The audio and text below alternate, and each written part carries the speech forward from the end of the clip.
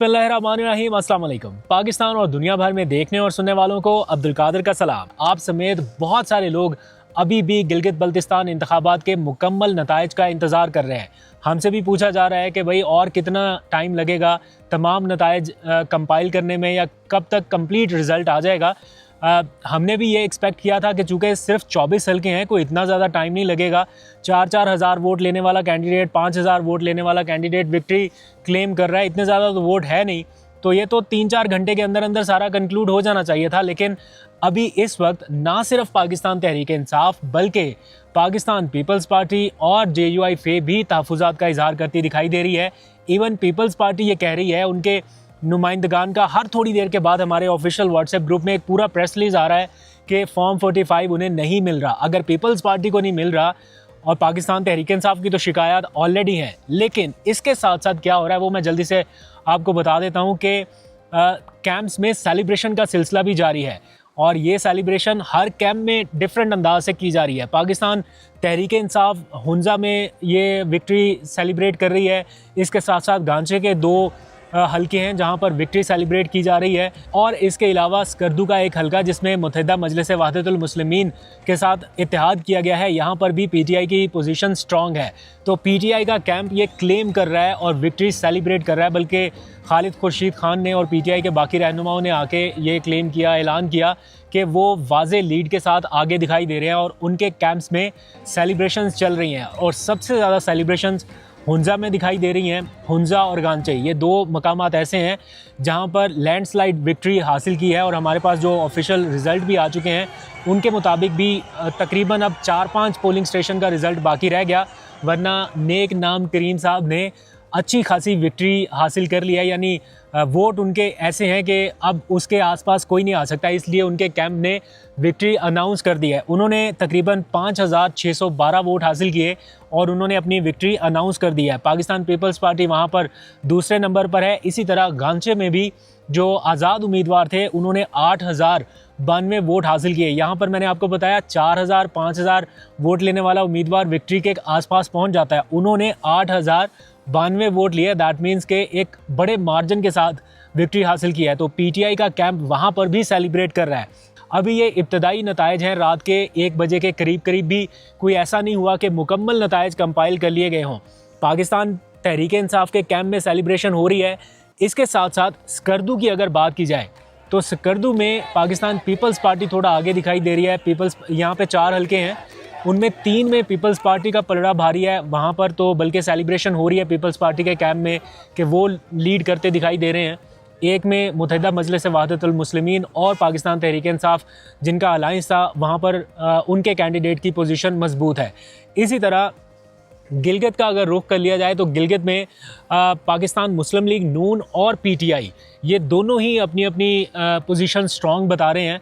हाफिज़ुर रहमान है गिलगित में, मुस्लिम लीग नून के रहनुमा, उनके कैंप की तरफ देखें तो वहाँ पर सेलिब्रेशन हो रही है। ज़ाहिर बात है किसी ना किसी पार्टी का कोई 1 आध 2-3 उम्मीदवार ऐसे होते हैं जहाँ पर स्ट्रॉन्ग होल्ड होता है और उन्होंने वहाँ पर वो दिखा रहे हैं कि हम जीत रहे हैं। उनका सोशल मीडिया बता रहा है कि जनाब जश्न का समा है। हालांकि पाकिस्तान मुस्लिम लीग नून की पोजीशन ओवरऑल मजमूई तौर पर जितना हमने देखा वो इतनी स्ट्रॉन्ग नहीं रही। हाँ, 1-2 हल्के ऐसे हो सकते हैं, या आगे चल के जब रिज़ल्ट कंप्लीट होंगे तो पता चलेगा क्या सिचुएशन है। लेकिन पाकिस्तान पीपल्स पार्टी की निस्बत पाकिस्तान मुस्लिम लीग नवाज़ थोड़ा पीछे दिखाई दे रही है। जो गिलगित है, गांचे है या फिर हुंजा, यहाँ पर PTI काफ़ी स्ट्रॉन्ग दिखाई दे रही है। और अभी के जो नताइज अभी तक सामने आए हैं, हर कैंप में सेलिब्रेशंस हो रही हैं और हर कैंप ये क्लेम कर रहा है कि जनाब हम जीत रहे हैं। लेकिन असल इशू वही है कि फॉर्म 45 जिसके पास होंगे, जो फॉर्म 45 बताएगा कि जनाब ये है हमारे पास नतीजा और ये है हमारे पास रिज़ल्ट, जितना अब डिले होता जाएगा हर लम्हा हर सेकंड, वो उतना इन इंतखाबात को मशकूक बनाता जाएगा। मौलाना फजलुर रहमान का स्टेटमेंट आ चुका, उन्होंने तहफ़्फ़ुज़ात का इजहार कर दिया। और अगर पाकिस्तान पीपल्स पार्टी जो हुक्मरान इत्तेहाद में शामिल है वो ये कह रही है कि हमें फॉर्म 45 नहीं मिल रहा, दैट मीन्स के देयर आर सम प्रॉब्लम्स। दूसरी जानिब पाकिस्तान तहरीक इंसाफ के खालिद खुर्शीद खान ने एक वीडियो पैगाम जारी किया, हंगामी पैगाम उसे कह सकते हैं आप। उन्होंने कहा कि जनाब हम भारी मार्जिन के साथ आगे हैं और अगर कोई रद्दोबदल करने की कोशिश की गई या फॉर्म 45 में ताख़ीर की कोशिश की गई तो हम बाहर निकलेंगे। पीटीआई के साथ 8 फरवरी को जो एक एपिसोड हो चुका, मेरा ख्याल है उससे उन्हें सबक सीख कर या तो अभी फौरी एक्ट करना चाहिए। अगर उन्हें लगता है कि उनके पास फॉर्म 45 आ चुके हैं और वो एक बड़े मार्जिन के साथ लीड कर सकते हैं या कर रहे हैं, तो फिर this is the right time, उन्हें अपना ये हक इधर उधर जाने नहीं देना चाहिए। तो देखते हैं कि किस तरह से सारी सियासी जमातों के लोग जो हैं वो अपने अपने वोट को प्रोटेक्ट कर पाते हैं या नहीं। लेकिन ये बात कहनी पड़ेगी कि जिस पार्टी को कैंपेन की इजाज़त नहीं मिल सकी, उनके 28 ऐसे रहनुमा थे जिन्होंने तैयारी पकड़ी हुई थी गिलगित, स्कर्दू, गांचे और मुख्तलिफ़ मकामात पर आके, शिगर जैसे मकामात पर आके अपनी कैंपेन चलाने के। उन 28 में से 3, 4 या 5 लोगों को मैक्सिमम इजाज़त मिल सकी आने की। बाकियों को, किसी को सूबा बदर किया गया, किसी को कहा गया एनओसी नहीं है, किसी को आने ही नहीं दिया गया, किसी की फ़्लाइट डिले कर दी गई। तो इस तरह के इश्यूज़ जो हैं पीटीआई को फेस करने पड़े। लेकिन इस सारी सिचुएशन के बावजूद अगर पाकिस्तान तहरीक इंसाफ एक बड़े मार्जिन में एट दी एंड वोट लेने में कामयाब हो जाती है, तो फिर मेरा ख्याल है ये आने वाली सियासत का रुख बदल सकता है। आने वाली सियासत इस पे ज़रूर, इस गिलगित बल्तिस्तान इंतखाबात के नताइज पे डिपेंड करेगी। आइदर वो पीटीआई के हक़ में जा रहे हैं या वो पाकिस्तान पीपल्स पार्टी की फेवर में कहीं जा रहे हैं। इनका नतीजा पाकिस्तान की मजमूई सियासी सूरत हाल पे आने वाले दिनों में यकीनी तौर पर रहेगा। आज जिस तरह से पीटीआई सेलिब्रेट कर रही है, इस टाइम तक अभी थोड़ा सा और इंतज़ार करना पड़ेगा कि एक्चुअल रिज़ल्ट क्या आता है। ये 2-3 हलकों की सेलिब्रेशन है या फिर ये 10-12 हलकों में कन्वर्ट हो पाती है या इससे ज़्यादा जा पाती है। मैं बैरिस्टर गौहर का बयान सुन रहा था, उन्होंने कहा हमारा एस्टीमेट ये था कि हम 18 के करीब वन साइडेड विक्ट्री ले रहे हैं। यही इसी तरह के क्लेम जो है वो बाकी जमातें भी कर रही हैं। और अगर स्कर्दू में 3 जगहों पे पाकिस्तान पीपल्स पार्टी आगे दिखाई दे रही है इस वक्त तक, तो फिर मेरा ख्याल है थोड़ा सा फिगर आगे पीछे ज़रूर होगा। बहरहाल एक अच्छा कंपटीशन रहा पाकिस्तान तहरीक इंसाफ के लिए भी, एक ज़बरदस्त फ़ाइट की है उन्होंने। अब इसको देखना है कि वो सेव कर पाते हैं या नहीं। अगर उनके पास फॉर्म 45 आ चुके हैं और वो जिस तरह से सेलिब्रेशंस चल रही है और अनाउंसमेंट की जा रही है, थोड़ा सा इंतज़ार और करना पड़ेगा। लेकिन जो सोशल मीडिया पे ट्रेंड इस टाइम चल रहा है, उसको देख के बहुत सारे लोग पूछ रहे हैं कि क्या बिल्कुल क्लीन स्वीप कर दिया गया है। तो ऐसा बिल्कुल नहीं है।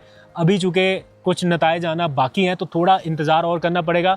बट जैसे पीटीआई ने मुकाबला किया या जैसे उन्होंने वोट हासिल किए हैं या जिस तरह का एनवायरनमेंट नज़र आ रहा है, तो सोशल मीडिया पे ट्रेंड ये ज़रूर चल रहा है कि कैद में है इमरान खान और वोट में भी है इमरान खान, यानी इमरान खान के नाम पर वोट पड़ रहा है। थोड़ी देर पहले यहाँ पर इसी नशिस्त पे मेरे साथ एक साहब बैठे हुए थे, अभी उनसे गुफ्तगू ख़त्म की है तो मैं ये रिकॉर्डिंग कर रहा हूँ। तो वो भी यही स्टोरी बता रहे हैं कि हम इमरान खान के कहते हैं बड़े पक्के फ़ैन हैं। 90% लोग स्कर्दू में इमरान खान के दीवाने हैं। बल्कि कह रहे हैं कि अगर इमरान खान कहीं कैंपेन के लिए आ जाता तो यहाँ पर इनकलाब आ जाता, और इस तरह की वो बातें कर रहे थे। यानी इमरान खान के डाई हार्ड फ़ैन हैं, लेकिन वोट किसको दे के आए हैं? पाकिस्तान पीपल्स पार्टी को। तो मैंने उनसे पूछा कि फिर आप इस तरह कैसे करते हैं कि अगर आप कहते हैं कि इमरान खान, कहते हैं वो तो देखें ना अब कैद में है, वो तो अब हमने किसी ना किसी को तो देना है ना जो हमारे काम करा सके। तो सबके जहनों में ये बात कहीं ना कहीं बैठी हुई है, कुछ लोगों के जहनों में। जो पीटीआई का वोटर अगर पीपल्स पार्टी की तरफ जा रहा है, जैसे कि मैंने बहुत सारे लोगों से बात की है, और ये एलिमेंट एक है, इसको पीटीआई को एड्रेस करने की ज़रूरत है।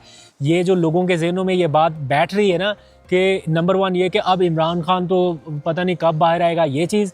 दूसरी कि अगर पीटीआई को वोट दिया, कामयाब हुए, तो क्या वो हमारे काम करा सकेंगे, नहीं करा सकेंगे।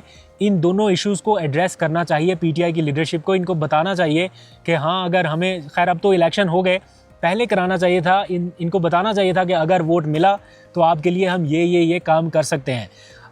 एक साहब गुफ्तगू कर रहे थे मेरे साथ, मैंने ARY न्यूज़ के लिए रिकॉर्डिंग की, तो उन्होंने बताया कि हमारी मजबूरी है, हम विफाक के साथ जाएंगे। विफाक से चूँकि हमने ग्रांट लेनी होती है, तो अगर विफाक की तरफ जाएंगे तो वो हमारे लिए फ़ायदेमंद होंगे। तो वहीं पे खड़े एक बुज़ुर्ग ने कहा कि विफाक में जिनकी हुकूमत है वो कितने अरसे से हुकूमत कर रही है, तो क्या वहाँ के हालात बहुत अच्छे हो गए, हमारे से बहुत ज़्यादा अच्छे हो गए, फिर तो ठीक है उनको दें। लेकिन अगर मुसलसल सारा कुछ वही होता आ रहा है और उनको बार बार मौका मिलने के बावजूद हमारी किस्मत नहीं बदल रही, तो फिर ये कहना किस हद तक दुरुस्त है कि जी विफाक को वोट देंगे, विफाक में जाने वाली जमातों को वोट देंगे तो वो हमारी किस्मत बदल दें। तो इस तरह का एक मिक्स्ड इन्वायरमेंट बहरहाल नज़र आया।